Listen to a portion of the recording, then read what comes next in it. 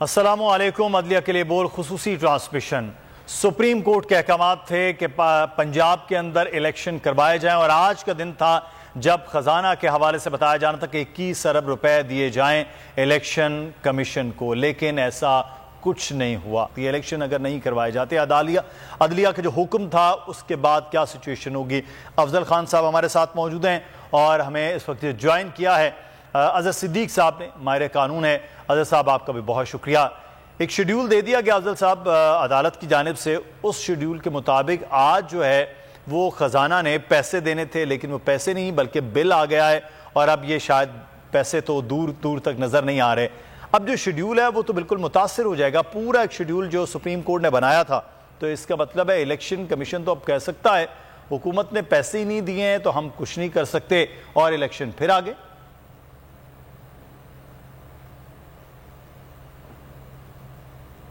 जी अफजल साहब।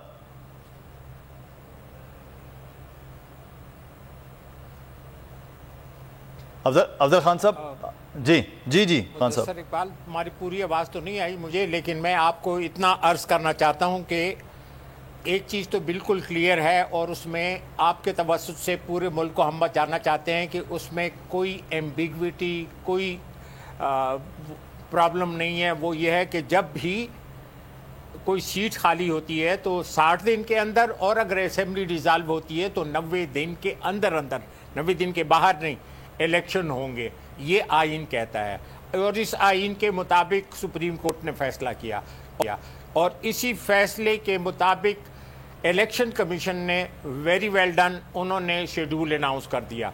अब उन्होंने कहा है कि हमें इलेक्शन के लिए अखराजात चाहिए और मेन पावर चाहिए।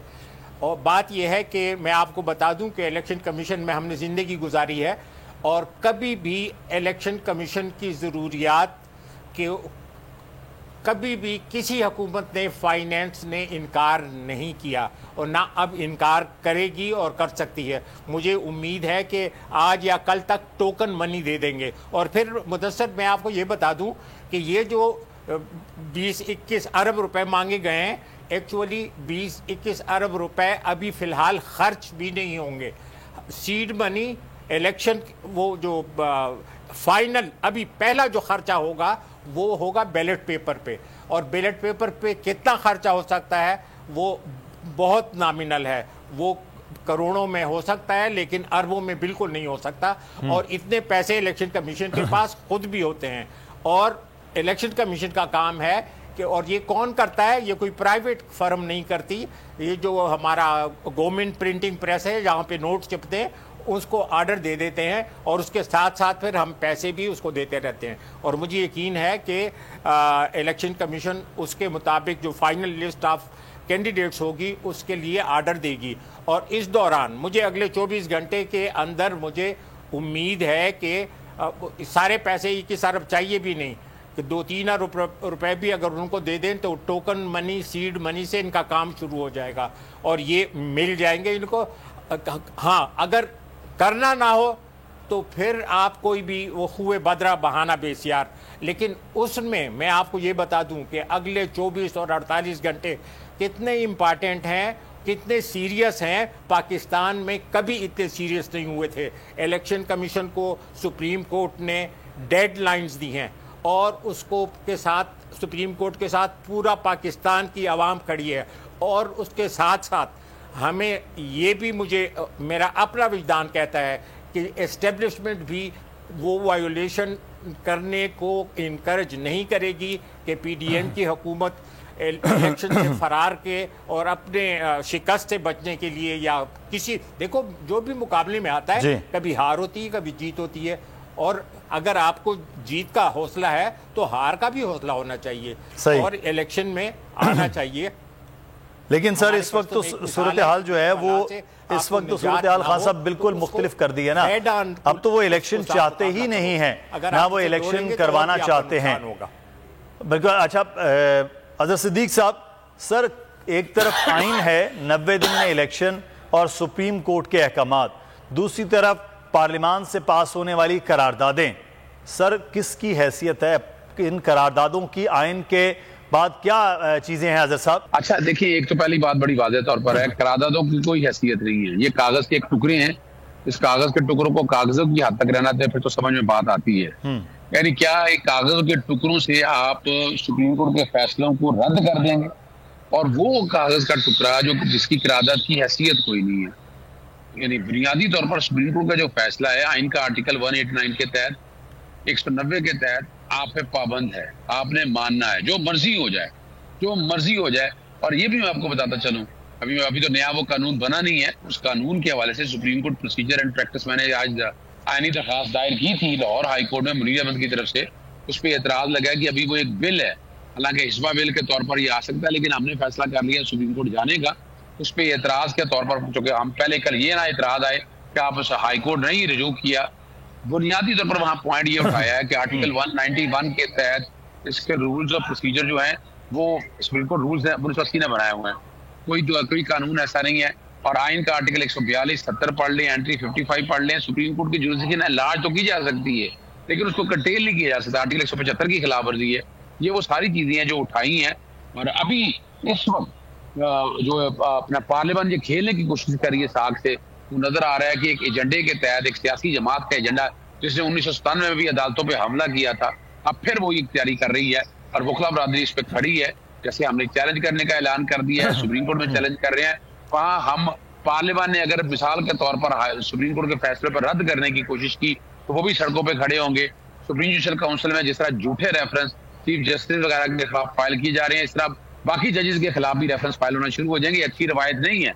और वैसे भी मैं बताता चलूँ आपको कि वो जो फैसले हैं, जब फैसला कोई करे तो फैसले के ऊपर जुडिशियल एरर तो हो सकता है, वो मिसकंडक्ट के जुमरे में नहीं आता। लेकिन जस्टिस काजी फाइज साहब की अगर देखा जाए कि जिस तरह के उन्होंने फैसले होने के बाद ओपिनियन रेंडर किए हैं, वो यकीनन किसी स्टेज के ऊपर मिसकंडक्ट के जुमरे में आ जाती हैं अपनी जगह। तो यहाँ एक जो इंप्रेशन जो एक सियासी जमात अपने तौर पर ले लिया है कि जजेस उनके अपने हैं, ऐसी बात है, यहाँ ऐसा कोई इंप्रेशन नहीं आना चाहिए। सुप्रीम कोर्ट का फैसला 3 रुकनी बेंच ने दिया है। वैसे तो वो 7 रुकनी अपना 9 रुकनी को 7 रुकनी बनाते रहे थे। 9 रुकनी का बेंच का आपको पता है बड़ा वाज़ेह तौर पर फैसला था। वो फैसला क्या था कि नया बेंच बनेगा, नया बेंच बना 5 मेंबर बेंच। 5 मेंबर बेंच ने फैसला दे दिया 1 मार्च को इलेक्शन कराए जाए। उस शेड्यूल पे अमल दरामद हो गया और 30 अप्रैल के इलेक्शन का ऐलान कर दिया। 22 मार्च को इलेक्शन कमीशन ने वो शेड्यूल अपना डिसबैंड कर दिया। फिर चैलेंज हुआ 4 अप्रैल को सुप्रीम कोर्ट के 3 मेंबर बेंच ने कह दिया कि उस फैसले पर अमल दरामद होना है, और वो उस पर अमल दरामद करते शेड्यूल भी आ गया, अपीलें भी सुनी जा रही हैं। अब वो पैसे में हर्डल कर रहे हैं तो तौहीन अदालत के अंदर जो सेक्रेटरी इलेक्शन जो है फाइनेंस डिवीजन जो बुलाया भी गया था उनको, वो रिस्पॉन्सिबल है। वो जिधर मर्जी जहां से मर्जी बहाने करते जाए, वैसे मामला तो नहीं है। सर अमेरिका चले गए हैं इस वक्त मामलात और मुज़ाकरात के लिए, सेक्रेटरी खजाना वो मुल्क से बाहर चले गए हैं। अब ये भी एक तौहीन उनको मिल जाएगी। अच्छा, आप गुफ्तगू कर रहे हैं, मैं आपसे एक सवाल भी करूँगा, लेकिन अपने नाज़रीन को बताएं कि यहाँ जो इस वक्त बोल की स्क्रीन पर आप देख रहे हैं, क्योंकि ये गोल्डन जुबली कन्वेंशन है आईने पाकिस्तान के हवाले से, जो इस वक्त कौमी असम्बली में सियासी जमातें मौजूद हैं, लेकिन उसी आईने पाकिस्तान की जिस तरह खिलाफ वर्जियाँ की जा रही हैं, इसी पार्लियामान में बैठ के वो आज बड़ा दुख और कर्ब की बात है कि 50 साल बाद मज़ीद मजबूत पार्लियामान, मज़ीद मजबूत आइन पर अमल होने की बजाय वो बिल्कुल रविश जो है वो इलेक्शन ना करवाने की, जो जुल्फ़िकार अली भुट्टो के बाद जनरल ज़िया-उल हक़ के दौर में नज़र आई है, वैसा ही एक मामला हो रहा है। लेकिन अज़हर साहब, एक चीज़ तौहीन अदालत की आप बात कर रहे हैं, सर अब तौहीन अदालत का मामला किसके खिलाफ होता है? वो तो मामला ही कभी काबीना से मंजूर करवाते हैं, कभी पार्लियामान में लेकर आते हैं। वज़ीर आज़म को बचाया जा रहा है कि उन पर ना हो, पर पूरी पार्लियामान को करना है जो वोट दे रहा है इस मामले में। देखिए, एक बड़ी सिंपल सी बात है, सेक्रेटरी खजाना का ये काम नहीं था। सेक्रेटरी खजाना का कोई कंसर्न नहीं है पार्लियामान के साथ। जैसा उसने सुप्रीम कोर्ट का फैसला मानना है, क्योंकि अथॉरिटी वही है, पैसे उसने रिलीज कर रहे हैं, पैसे ब्यूरोक्रेसी देखती है, उसका वजीरों से कोई ताल्लुक नहीं है। अब चूंकि यू आस्क फॉर इट, जान के जबरदस्ती इसमें वजीर खजाना भी आ रहा है, इसहाकदार भी आ रहा है, और अपना वजीर आजम शहबाज शरीफ भी आ रहा है। तो तौहीन अदालत में जैसे यूसुफ गिलानी को सजा हमने दिलवाई थी PLD 2012 सुप्रीम कोर्ट 774 में, तो ये भी तैयारी रखिए। इलेक्शन आगे पीछे नहीं हो सकते, इलेक्शन आईनी तकाजा है। आप उसमें रोजमर्रा के आप जो काम है, यानी आपने 190 अरब के करीब आटा में लाइनों में लगा के धौंस दिया, कितने लोग मार दिए। लेकिन ये जो इलेक्शन कराना है, इलेक्शन सिर्फ एक दिन के लिए होना है, और कोई बहुत बड़ी रकम नहीं है, 0.2% रकम है। नजर ये आ रहा है कि इलेक्शन डिले करना चाह रहे हैं। नजर क्या आ रहा है, मैं तो पवांगे दोहल कहता हूं कि ये इलेक्शन लेट करना चाहती है। सुप्रीम कोर्ट को इस मामले को बिल्कुल डिले नहीं करना चाहिए। सियासी जमातों को सबको सड़कों पे निकल आ जाना चाहिए। वकला बरादरी भी सड़कों पे आ जाएगी। इलेक्शन वक्त पे होकर रहेंगे 14 मई को, और उसमें सिर्फ 3-4 शक्लें हैं जिसपे वो काम कर रही हैं। या तो कुछ जल्जला लाने का इरादा है, या कुछ सैलाब लाने का इरादा है, या कोई कत्लो गारत होने का खदशा है, या किसी बड़ी शख्सियत का है। ये वो मामला है जो सिलेक्शन को इंतबा कर सकते हैं। दूसरी बात एक और वो सोच रहे हैं कि किसी तरह से नेशनल असेंबली और बाकी सूबाई असेंबली भी तहलील कर दें और फिर बहाना बनाया जाए कि इलेक्शन इकट्ठे कराएं। तो ये भी चलने वाला नहीं है, क्योंकि पंजाब असेंबली इस वक्त मुंतखब नुमाइंदों के बगैर चल रही है, KP के मुंतखब नुमाइंदों के बगैर चल रही है। आईने पाकिस्तान साहब, ये मुंतखब नुमाइंदों के बगैर जो 90 रोज का मामला, मैं इस पर भी आपसे एक सवाल करूंगा, लेकिन अफजल खान साहब साथ हैं। खान साहब, इलेक्शन एक्ट के अंदर जो सदर के पास इख्तियार, यानी कि गवर्नर अगर डेट नहीं देता है तो सदर फिर देता है, अब उसके भी तब्दीली की बात हो रही है कि इलेक्शन कमीशन कह रहा है कि ये तब्दील कर दिया जाए, तो फिर ना को सदर ममलिकत की डेट का मामला, तो उसके बाद तो फिर इलेक्शन कमीशन जाने या फिर हुकूमत के साथ मिल बैठ कर, तो सर इसको तब्दील हो सकते हैं खान साहब?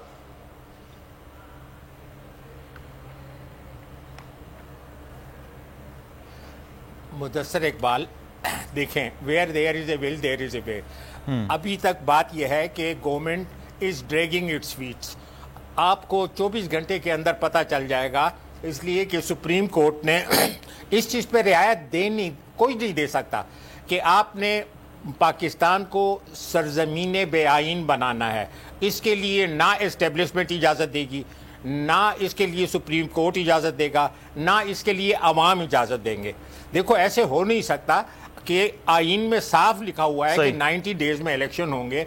अब वो सुप्रीम कोर्ट कहती है कि अच्छा, अगर तुमने कुछ दिन ज़ाया कर दिए तो वो हम आपको इजाज़त दे देते हैं। लेकिन सर वो आईनी को तो नहीं मान रहे ना। सबसे बड़ा मसला ये है कि वो आईनी चीज़ों को करने की कोशिश करे। खान साहब, मुझे एक ब्रेक के लिए कहा जा रहा है, वापस आते अफजल खान साहब आगाज़ वहीं से करेंगे जहाँ से हम आपको रोक रहे हैं। अफजल खान साहब हमारे साथ मौजूद हैं। खान साहब, आप कह रहे हैं होंगे इलेक्शन, आइन में लिखा है, लेकिन वो तो सर आइन को मान ही नहीं रहे। पहले इलेक्शन कमीशन जिसके पास इख्तियार नहीं था उसने डेट दे दी, अब तो पार्लियामान पर है, पार्लियामान बिल कर रहा है, मंजूर करारदादें ला रहा है, सब चीजें, तो फिर सर कैसे इलेक्शन?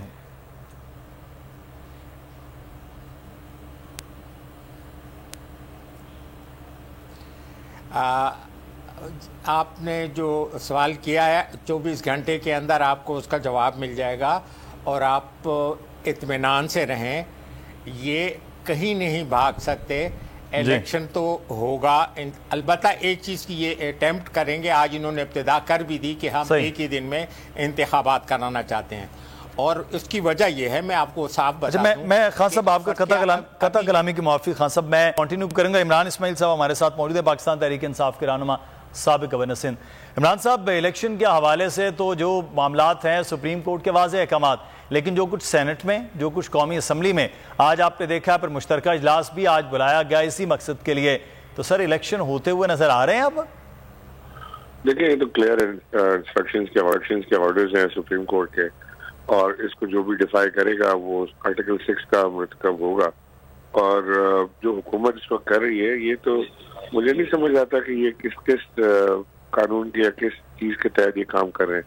अलावा इसके कि ये गर्मी पे उतरे हुए सुप्रीम कोर्ट को गंदा करें, जो कि इनका हमेशा का वतीरा रहा है। 1997 में भी आपको याद होगा, नवाज शरीफ ने सुप्रीम कोर्ट पे हमला करवाया, जजों को खरीदने की कोशिश की गई, ब्रीफ केस चले, जजों को प्रेशराइज करने की बेइंतहा कोशिश की गई। वो सारी चीजें मौजूद रही हमारे सामने पाकिस्तान में हमेशा। तो अब भी वही चीज को रिपीट करने की कोशिश की जा रही, जो ढूंढ का खासा है, जो इनका एक ये समझ लें कि इनकी एक्सपर्टीज है इसके अंदर कि इस तरह के काम करने में। लेकिन इंशाल्लाह इस बार चीजें डिफरेंट है। पाकिस्तान तहरीक इंसाफ अपनी अदलिया के साथ और कानून के साथ डट के खड़ी है, और हम भी देखेंगे कि किस तरह ये इस बदमाशी से इलेक्शन रोकने की कोशिश करते हैं। तो सर क्या प्लान है अगर ये इस तरह से, जैसे आज सेक्रेटरी खजाना के हवाले से, वजारत खजाना के हवाले से था कि वो पैसे देंगे, अब इलेक्शन कमीशन कल क्या रिपोर्ट देता है, क्या चीजें हैं, ये तो शेड्यूल मुतासर करने वाली बात है। पीटीआई क्या सोच रही है अगर ये किया जाता है हुकूमत? नहीं, अगर ये देखें ना, नंबर 1 तो ये कि अगर ये, मैंने आपको अर्ज किया कि अगर ये इसको नहीं देते हैं पैसे और इसको रोकने की कोशिश करते हैं, तो ये डिफाइंस होगा, और इस डिफाइंस का नतीजा आर्टिकल 6 और डिस्क्वालिफिकेशन की सूरत में निकल सकता है। पहले भी वजीर आजम जो है वो डिफेंस में और इसमें फारिग हो चुके हैं कोर्ट से। यूसुफ रजा गिलानी, ये दूसरे वजीर आजम को फारिग करने की कोशिश, मुझे तो लगता है मरियम नवाज खुद ही कोशिश करेंगे जैसे जहाँ फारिग हो रहे हैं वहां से। तो सर अगर ऐसा कुछ हुआ भी तो कोर्ट जो है वो अपना ड्यू कोर्स लेंगे, इनको हद तक इज्जत कर सॉरी इनको कंटेम्प्ट में इनके ऊपर फारिग इंसाफ इमरान खान साहब ने तो बता दिया कि हम अगर ये इन्होंने कोई गड़बड़ी करने की कोशिश की तो हम सड़कों पे होंगे। लेकिन सर हुकूमत तो इस वक्त जजेस के हवाले से भी रेफरेंस लाने के प्लान कर रहे हैं, साथ ही साथ इस वक्त पूरी अदलिया के मुखालिफ एक मुहिम और पूरा एक बयानिया बनाने के चक्कर में, तो वो तो सर इलेक्शन फिर दूर लग रहे हैं कि वो इलेक्शन करवाएं।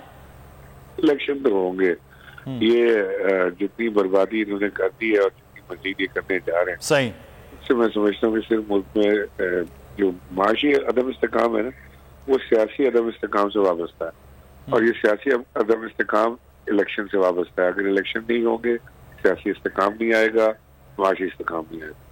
बाकी इनको ना मुल्क की परवाह है, ना इनको आपकी मेरी परवाह है, ना हमारे बच्चों की परवाह है। इनके बच्चे पाकिस्तान से बाहर हैं, जायदादें पाकिस्तान से बाहर हैं, बिजनेस पाकिस्तान से बाहर है, इन्होंने अपने सूटकेस उठाना है और निकल जाना है। पकड़े गए तो जेल, वरना मौज। सही, बहुत शुक्रिया इमरान इस्माइल साहब, साबिक गवर्नर सिंध थे। अफजल खान साहब, आप गुफ्तगू कर रहे थे, कंटिन्यू कीजिएगा। लेकिन सर मेरा सवाल है कि ये इलेक्शन कमीशन का जो रोल है वो बड़ा अजीब व गरीब रहा है, वो तो कभी तैयार रहा ही नहीं है। वो लग रहा है हुकूमत की बी टीम है। सर ऐसा नहीं है क्या?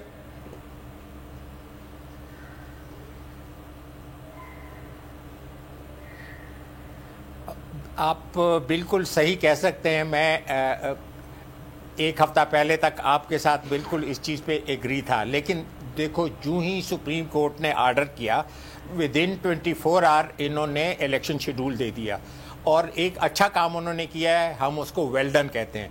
अब उसके बाद आगे का काम है, और मैं आपको बता दूं कि हमारे पास 2-2.5 अरब हमारे पास हमेशा इलेक्शन कमीशन के पास भी होता था, और अभी भी होगा। और बात यह है कि जब आपने फ़र्ज़ किया आपने इलेक्शन करना है 14 मई को, मैं आपके तवज्जुह से पूछता हूं कि हमें 20 अरब 30 अरब 50 अरब की क्यों ज़रूरत है? खर्च कहाँ करने हैं?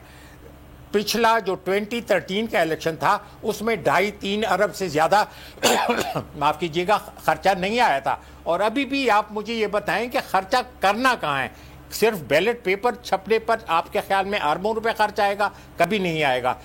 इस वक्त अल्ले तल्ले हो रहे हैं। पहले हमने ज़िंदगी में हम गाड़ियां सरकारी पकड़ लेते थे और अपना पेट्रोल डालते थे और उसको इस्तेमाल करते थे। अब मैंने सुना है कि वो रेंट ए कार वाला और इस तरीके से बातें चल रही हैं जैसे हम अमेरिका नहीं डेनमार्क हों।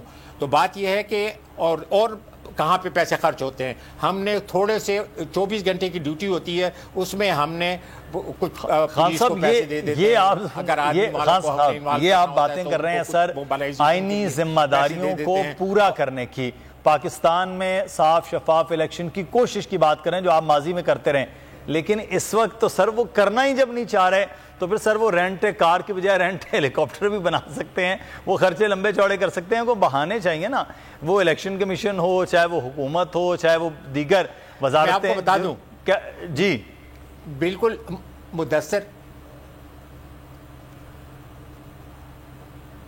मुदस्सर बात यह है कि एक चीज़ याद रखें, आपको एक पहलवान ने आपको अखाड़े में दावत दी कि आप आ जाएं, आपको बहाने बना रहे हैं। आप मुझे बताएं कि जितने आप बहाने बनाएंगे, जितने आप वहाँ से भागेंगे, आपकी इज्जत, आपकी पॉपुलैरिटी, आपकी इमेज का क्या होगा? इनके लिए जितना जल्द ये इलेक्शन कराएं, और मैं भी आपको कहता हूं कि ये आप देखेंगे कि अचानक ये लोग एग्री करेंगे कि अच्छा हमारे साथ बैठ जाएं और एक ही दिन में सारा इलेक्शन कराएं। इसलिए कि अगर पंजाब का इलेक्शन हो गया, वो लैंडस्लाइड विक्ट्री होगी, उसके बाद जो इलेक्शन होंगे तो ये बिल्कुल गायब हो जाएंगे।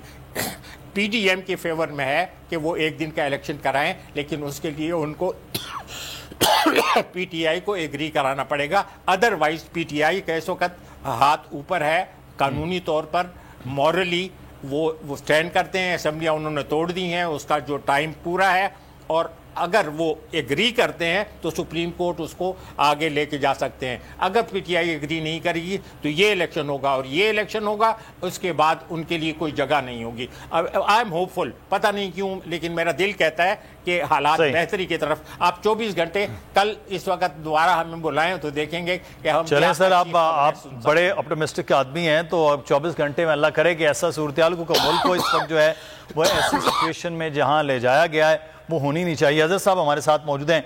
अजहर साहब, बहुत से सवाल, बहुत सी चीज़ें हैं सर। ये 90 दिन की निगरान हुकूमतों को क्या होगा अगर ये इलेक्शन नहीं होते? अक्टूबर की बात हो रही है, तो ये किस आइन की शिक के तहत, किस कानून के तहत, किस एक्ट के तहत ये निगरान हुकूमतें चल सकती हैं? ये फिर इसके लिए कोई तरमीम करेंगे?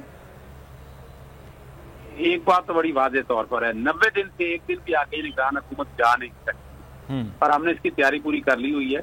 वैसे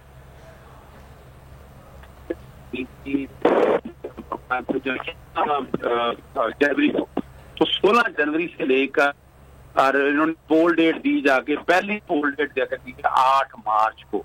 तो 8 मार्च पहले तो ये भी गैर कानूनी थी, लेकिन जो कि अब इन्होंने अपना टेन्योर इन्होंने पूरा कर लिया, वहां तक 90 दिन इनके पूरे हो रहे हैं।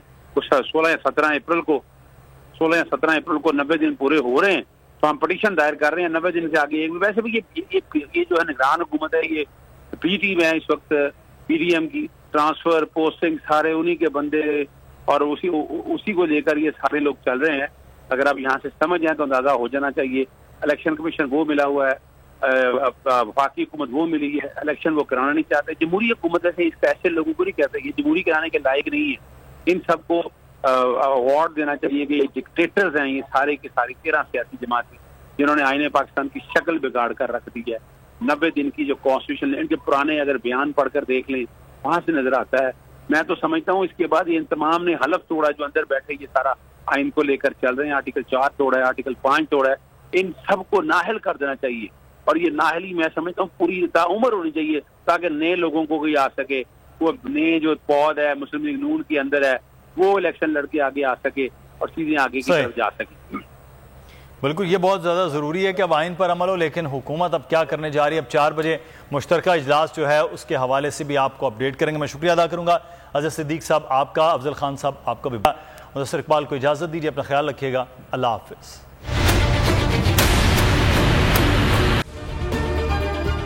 अगर ये वीडियो आपको पसंद आई है तो हमारे चैनल को सब्सक्राइब कीजिए और बेल आइकॉन को क्लिक कीजिए।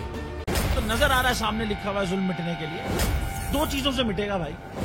एक, अदल की कुर्सी पे जो लोग बैठते हैं ना, वो अदल के हिसाब से फैसले करने लगे। दूसरा, कौम निकल खड़ी उस जुल्म के खिलाफ, तो जुल्म खत्म हो जाएगा। या इन दोनों में से कोई एक चीज हो जाए या दोनों हो जाए। अगर 420 का मुकदमा था, उस वक्त अदलिया में जो लोग बैठे हुए केस देख रहे थे, वो पूछते ना यार चीट हुआ कौन है। जब उनको दिखता कोई चीट नहीं हुआ, केस खत्म कर देते। तो जालिम जुल्म कर ही नहीं पाता। 9 जजेस ने नोट बिफोर किया मेरे केस को यार, 1.5 साल चला। शख्सी जमानत का केस, सेम केस इस्लामाबाद में कर दिया। एक ही इल्जाम पे 2 केस हो नहीं सकते भाई।